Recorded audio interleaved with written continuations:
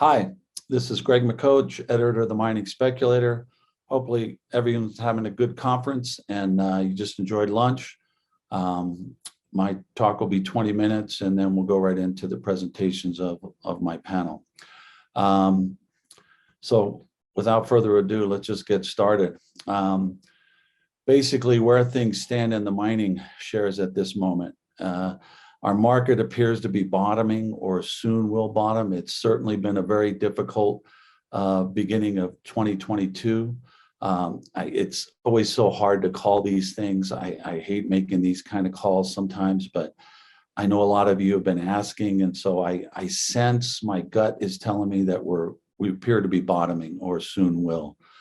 Smart investors are quietly buying the best values at discount prices. I think that's what we always see when we go through these kind of scenarios.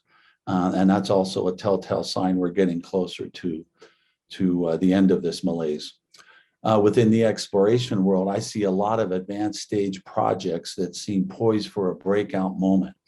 As an example, just one of the companies I've followed for the last 3 years, they've been in early stage exploration and have been advancing, but Chicana Copper, I think, is de-risked at this point.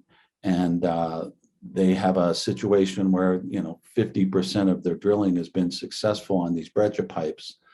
And it looks like as they keep doing the rest of them, they've only done 12%. So figuring that they get the same rate of success in the rest of the breccia pipes, it should turn out to be a very good number. So with money in hand to do the drilling and good management, I think we'll see a good thing there. So projects like that, that's what I'm talking about, where I'm seeing a lot of advanced stage stuff that is poised for a breakout moment. And development, exploration, many of the people on my panel, many of the companies here, they're in these situations. So the combination of these last three items that I just mentioned, in my view, spell major opportunity for big speculative gains with what I see coming. The growing mismatch between supply and demand for resources worldwide, I see unavoidable reckonings in the making. This will mean higher prices, and I think it'll be good for those of us in this space. Regardless of the current market malaise that we're experiencing, opportunity abounds as the drill season heats up for 2022, and I have great hopes that many companies are going to be having a breakout moment, and that's very exciting. So in the big picture, I've been talking about the big picture things lately. The last MIF, I talked about the Great Reset, what it was, what it is, and what I think is going to happen. But where things stand right now, you got this ongoing exploding national debt, not just in the U.S., but just about everywhere. Hyperinflation in the U.S. is now possible. The problems with energy, power outages, it's so absurd to me that we're shutting down power plants, nuclear, coal plants, gas-fired plants. Green energy is okay, but to shut down power plants before you have replacement capability just sounds like insanity to me. And they're now calling for power outages because of this. So again, I think these situations are contrived. This just isn't happenstance. The imploding bubble markets, the ongoing problem. I've talked about the baby boomer withdrawal from the big stock markets. 75 million investors in the US, the most successful income producing people in our country, have been having automatic withdrawal from their payroll checks going right into the market. Well, that's come to an end. Those people are all turning to retirement age, and instead of putting money in, they're taking it out. And so that just puts added pressure on the bubble markets, and aside from all the other things that are going on. The assault on the truth, in my view, is absolutely staggering. It's just, I've never thought in my lifetime I'd see such insane things going on as we witness in our world today, in the media and pop culture and all this stuff. I'm going to talk a little bit more about that, the assault on the truth, because it's going to affect all of us. We're here as investors to make money. And unfortunately, this is getting in the way of that. So I think I need to explain why. And we'll talk a little bit about that. I also believe in the big picture, the wars and rumors of war narrative is still in play and will be indefinitely, in my view, and the massive chaos, confusion, and deception that continues unabated, in my view. And the goal of the powers that shouldn't be, as I call them, the PTSB, is coming into view, as I mentioned in my last MIF talk concerning the Great Reset. So where do I stand? I'm still obviously very bullish on gold. I'm not wearing my gold tie today. I will wear it when we get closer to that moment. I think we're still a few months away. Again, making calls like this, these short-term calls are so difficult, but I believe the fall is when we're going to start to see a big move. And I'm also bullish on uranium. Timing-wise on uranium, I've been wrong. As I've been a bull since 2017 when I restarted my U308 report. And, it just got to the point where nothing was happening for too long, and I ended up stopping that again. But the two companies I said were the best to own have done very well, namely Encore Energy and Energy Fuels. I said, look, you don't need to own a bunch of companies in the uranium sector. These two are my top two picks, and some of, just a handful of 5 companies I was recommending at the time. But, uranium prices and the market seem to be crashing at the moment and not doing well. And many of you have asked me, where do I think this is going to go? So anyway, I just believe that uranium still has a moment. It may not happen in the immediate future, but in my view, either uranium prices have to go up or there's potential for severe blackouts. The cost of production per pound are roughly double the selling price. So a critical moment is looming in the uranium space. And I know we've been saying this for so long, but things perked up for a while. I think we're going through a pause, and I think that the big moment for uranium is still in the near future. Precious metal mining shares are poised, in my view, to make the biggest gains we've ever seen. When I compare the other big bull market moments that we've had in mining shares over the years, the 1993 to 96 moment was probably the biggest in my lifetime. The 2002-2006 was an awfully good one.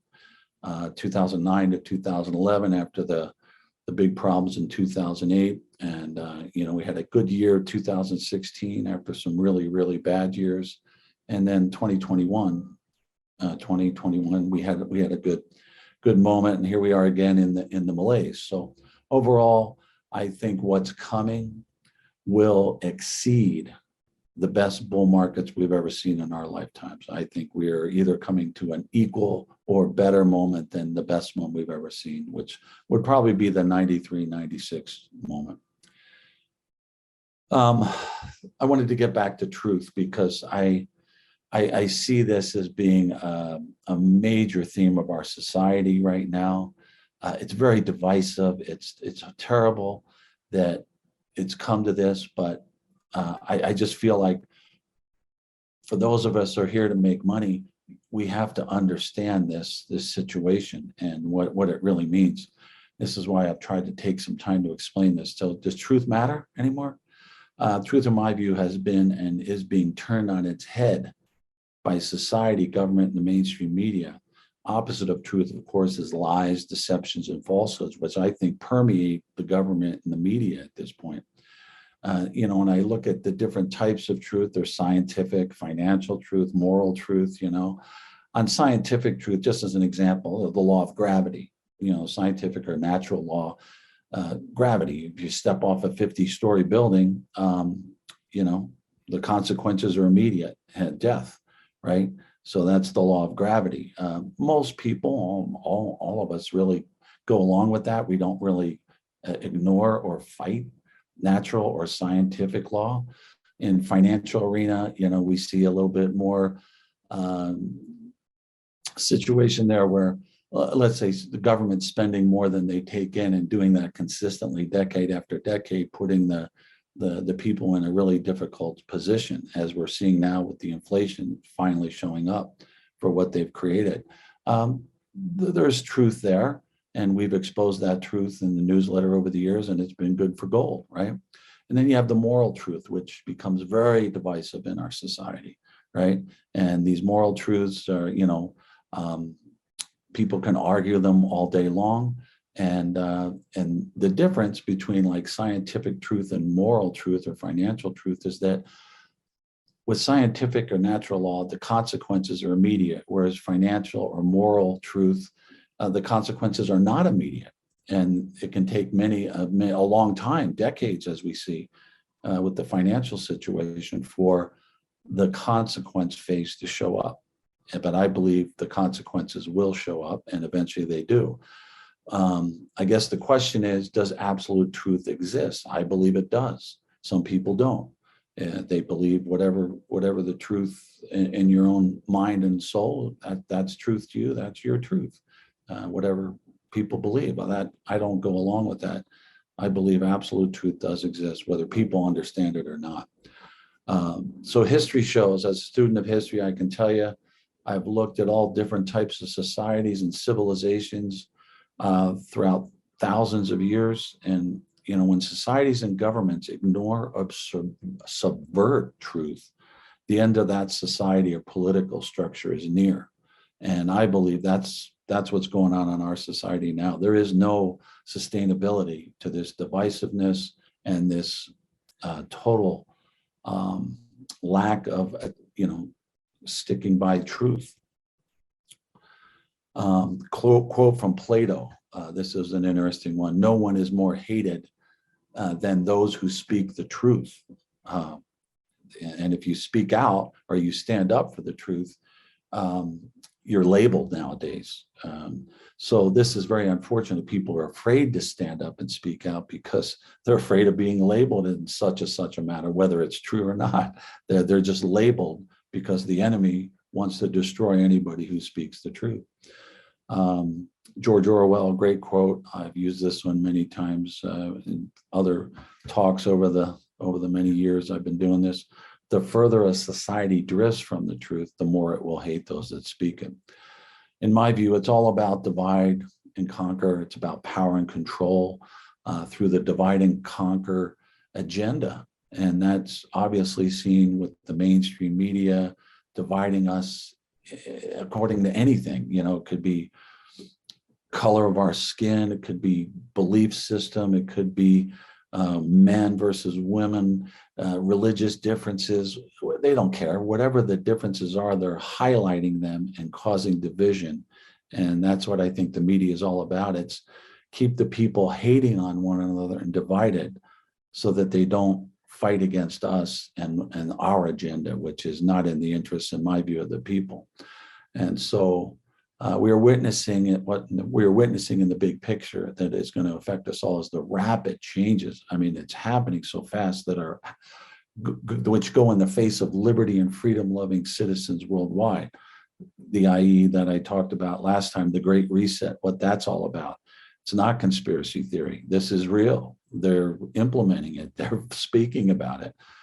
This latest thing I just saw, the United Nations Pandemic Treaty. My goodness, this is outrageous.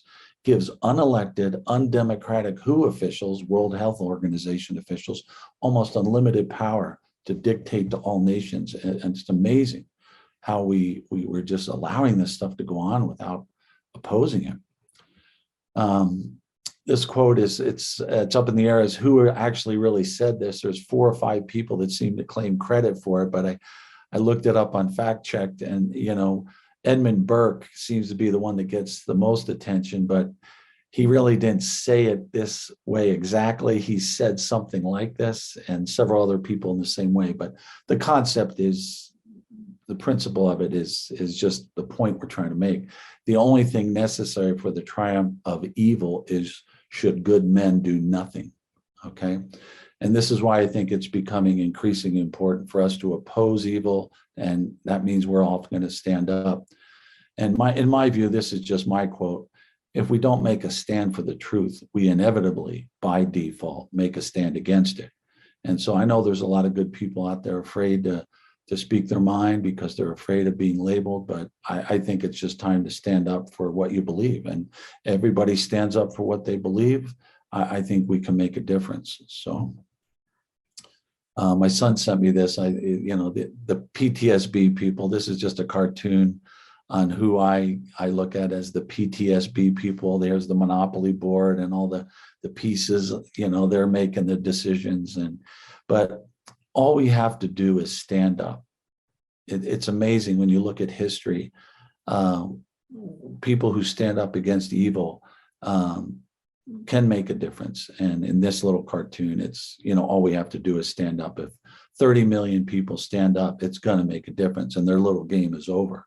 So either we stand up or I believe we're going to lose liberty and freedom as we've known it, which would be a very sad day. Summing it all up, a crescendo of events is now unfolding in my view. The circumstances of the last 3 years are all leading up to this great reset moment. If you haven't heard what I've talked about, you go back to the myth presentation last month when I talked about this. And this great reset, I believe, is set for this fall and will give amazing power to those I refer to as the PTSB. I believe the Fed cannot and will do very little to stop the inflation that's now engulfing our nation and around the world. This inflation, along with all the other problems that have been created, supply shortages, the coming food and power shortages they're talking about, bubble markets imploding, et cetera, will be used as the cover to bring about the ultimate game plan, which is the one world currency, the new world order, the real great reset that has been the agenda all along. As investors and citizens, unfortunately, I believe we are faced with the greatest economic chaos and confusion we have ever faced in our lifetimes. This is why I say take a preparedness mindset. Gold, in my view, will finally move to its true free market levels as this takes place. Despite the current market malaise of precious metal prices, gold will soon do its thing as the agenda and aim of the Great Reset unfolds. This, of course, will be a massive catalyst for our precious metal junior mining shares, making it the greatest bull market that we've ever witnessed in our lifetimes. That's been my message now for the last couple of years. It hasn't taken place yet, but I think it's soon going to happen. A note of hope. This is a quote from an American Scholars Group, the head of it, Michael Rechtenwald. I recently quoted several quotes from him, and he wrote a great article about the Great Reset that I thought was right on. But his quote here, I think, is a note of hope.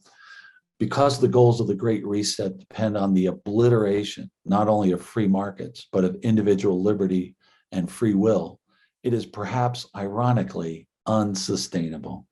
Like other attempts at totalitarianism, the Great Reset is doomed to ultimate failure. This doesn't mean, however, that it won't, again, like those earlier attempts, leave a lot of destruction in its wake, which is all the more reason to oppose it now with all our might. Well said, Michael.